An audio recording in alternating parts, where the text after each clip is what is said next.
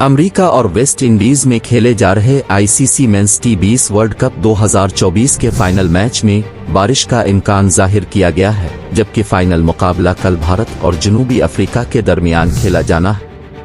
West Indies के शहर Barbados में हफ्ते और इतवार को बारिश की पेशगोई की गई है, ताहम बारबाडोस में सुबह से लेकर शाम 6 बजे तक बारिश का इम्कान है। वर्ल्ड कप के फाइनल मैच के लिए इतवार को रिजर्व डे भी रखा गया है।